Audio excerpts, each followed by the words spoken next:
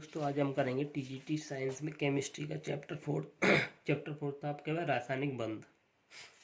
इससे पहले हम लोग भी आपके सहसंयोजक बंध कंप्लीट करा दिए थे। नेक्स्ट टॉपिक रहेगा आपके पास उप सहसंयोजक बंध, यानी इसे बोलते हैं कोऑर्डिनेट बॉन्ड। तो चैप्टर 4 यानी कि आपके पास रासायनिक बंध में यानी कंप्लीट करेंगे नेक्स्ट उप संयोजक बंध यानी कि कोऑर्डिनेट बॉन्ड। ये कोऑर्डिनेट बॉन्ड क्या क्या होते हैं? इसमें आपके दो दो इलेक्ट्रॉनों की साझेदारी रही होती है। तो देखें, दो यानी कि हमेशा दो परमाणुओं के मध्य हो रहा है। तो दो परमाणुओं के मध्य दो इलेक्ट्रॉनों की साझेदारी, यानी कि दो परमाणुओं के मध्य दो इलेक्ट्रॉनों की साझेदारी द्वारा जब एक रासायनिक बंध इस प्रकार बनता है कि साझे के दोनों इलेक्ट्रॉन उनमें से किसी एक परमाणु द्वारा दिए जाएं। यानी आपके पास ए और बी दो आपके पास परमाणु हैं। तो मान लो ए आपके पास दो इलेक्ट्रॉन दे रहा है किसको, बी को, या फिर बी आपके पास दे रहा है दो इलेक्ट्रॉन किसे, ए को।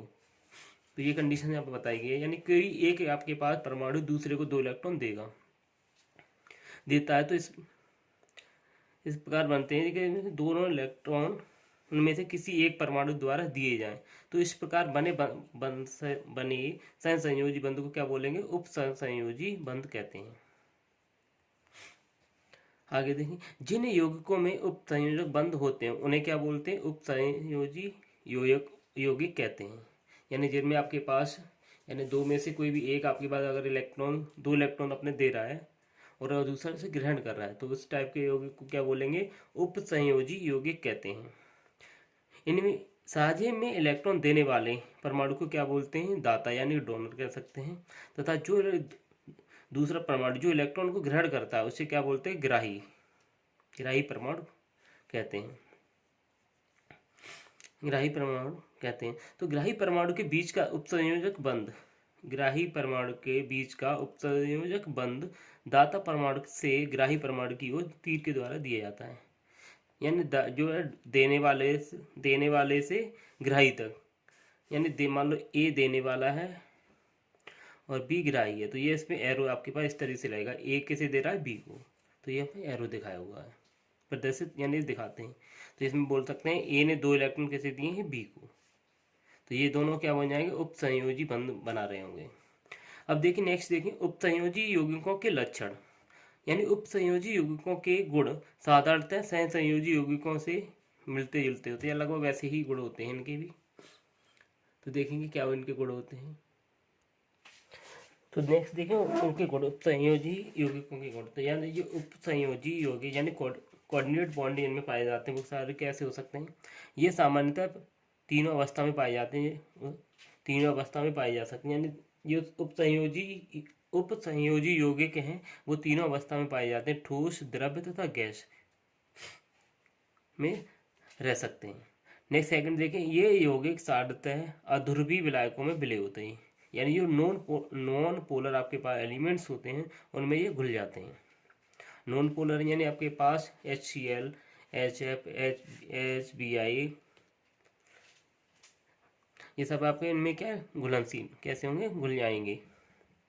नेक्स्ट थर्ड देखें, ये ऊष्मा तथा विद्युत के कैसे होते हैं, कुछ अलग, यानी कि हीट और इलेक्ट्रिसिटी के बेस में क्या होते हैं, ये इंसुलेटर होते हैं। नेक्स्ट फोर्थ देखें, इनके क्वथनांक तथा गलनांक सहसंयोजी यौगिकों से अधिक होते हैं, और ये इंसुलेटर हैं तो उनके क्वथनांक और गलनांक क्या कुछ ज़्यादा रहे होंगे। नेक्स्ट देखें, उप संयोजक बंध दिशात्मक प्रवृत्ति के होते हैं, हमने अभी डायरेक्शन दिखाई ए से बी के लिए या फिर बी से ए के लिए, इसमें डायरेक्शन होगी। अतः समावयवता प्रदर्शित करते हैं, यानी कि मेरिस्म प्रदर्शित करते हैं, यानी मिरर इमेज की तरह दिखा सकते हैं। नेक्स्ट रहेगा ऑक्टेट रूल, यानी अष्टक नियम, यानी इस किसी भी परमाणु के आउटर सेल में जो आपके पास 8 इलेक्ट्रॉन्स होते हैं, यानी ऑक्टेट कंप्लीट करने की प्रवृत्ति को हम क्या बोलेंगे, अष्टक नियम। तो यहाँ पर देखें, अष्टक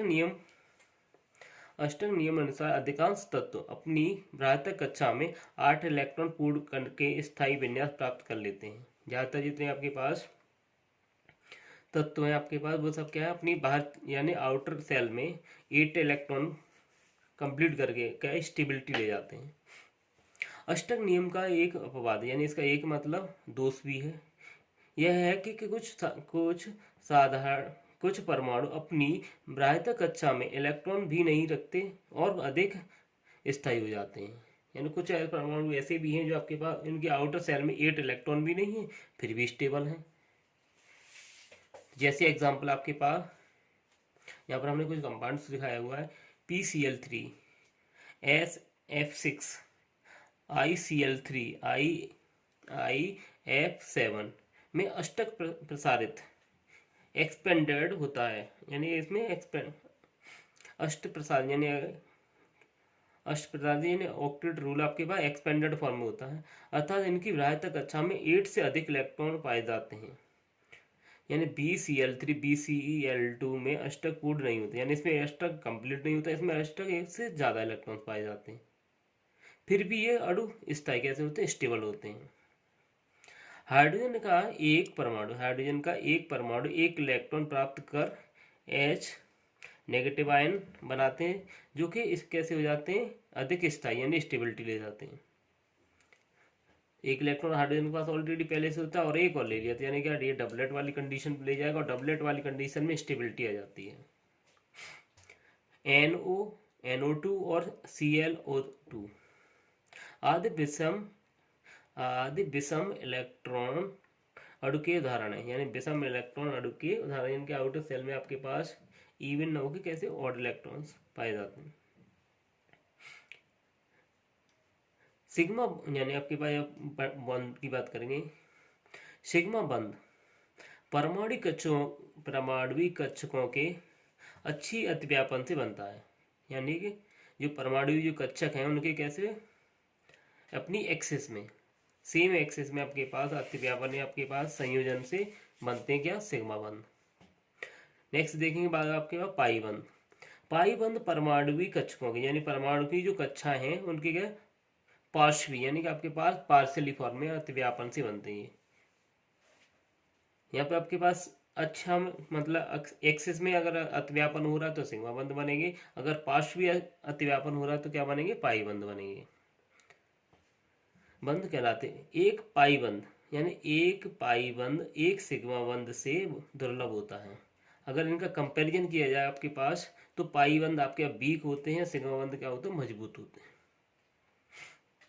ठीक, नेक्स्ट आगे बात करें दो परमाणुओं के बंध, यानी दो परमाणुओं के मध्य केवल एक ही सिग्मा बंध बनता है। यानी दो परमाणुओं के बंध कितना, एक सिग्मा बंध बनेगा तथा सदैव पाई बंध और सिग्मा बंध बनते हैं। हमेशा क्या सिग्मा और पाई बंध ही बनते हैं तथा सदैव सिग्मा बंध यानी पाई बंध सिग्मा बंध बनने के बाद बनता है।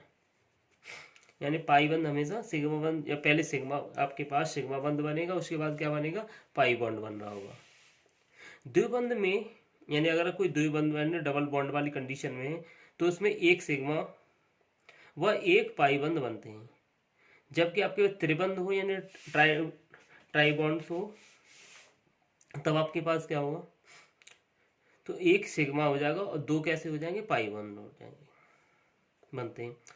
एकल द्वय और त्रिक बंधों के गुणों का क्रम दिया हुआ है, यानी इनका सीक्वेंस दिया हुआ है, इनकी क्या क्या सीक्वेंस रहेंगे। तो सबसे पहले बात करें बंध ऊर्जा। सबसे ज़्यादा बंध ऊर्जा किसी होती है, त्रिबॉन्ड की ट्रिपल बॉन्ड की होती है। उसके बाद दूसरा नंबर डबल बॉन्ड का रहेगा, इसके बाद एकल बॉन्ड। तो सबसे कम बंध ऊर्जा किसकी होती है, सिंगल बॉन्ड की होगी, उससे ज़्यादा डबल बॉन्ड की होगी, उससे ज़्यादा ट्रिपल बॉन्ड की होगी। दृढ़ता यानी कठोरता की बात की जाए तो सबसे ज़्यादा कठोर यहाँ पर ट्रिपल बॉन्ड होता है, उसके बाद दूसरा नंबर डबल बॉन्ड, फिर से एक सिंगल बॉन्ड। तो सबसे वीकेस्ट बॉन्ड किसका होगा, सिंगल। दृढ़ता किसकी रहेगी आपके पास, सिंगल बॉन्ड की, उसके ज़्यादा डबल बॉन्ड की, उसके ज़्यादा ट्रिपल बॉन्ड की। स्थायित्व यानी स्टेबिलिटी की बात की जाए तो सबसे ज़्यादा स्टेबिलिटी होता है ट्रिपल बॉन्ड, दूसरा नंबर रहता है आपके पास डबल बॉन्ड का, उसके बाद सिंगल बॉन्ड। तो ये सबसे वीक स्टेबिलिटी कौन किसकी होती है, सिंगल बॉन्ड की, यानी सिंगल बॉन्ड जल्दी ब्रेक हो सकते हैं। उससे ज़्यादा स्ट्रॉन्गेस्ट रहेगा डबल बॉन्ड, उससे भी ज़्यादा स्ट्रॉन्ग रहेगा ट्रिपल बॉन्ड।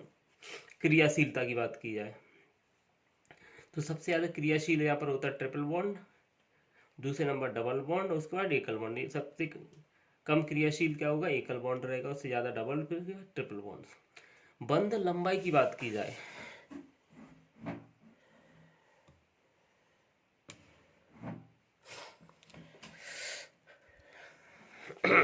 स्थायित्व की बात की है तो आपके सबसे ज़्यादा स्थायित्व ट्रिपल बॉन्ड का होता है, दूसरे नंबर डबल बॉन्ड, फिर एकल बॉन्ड।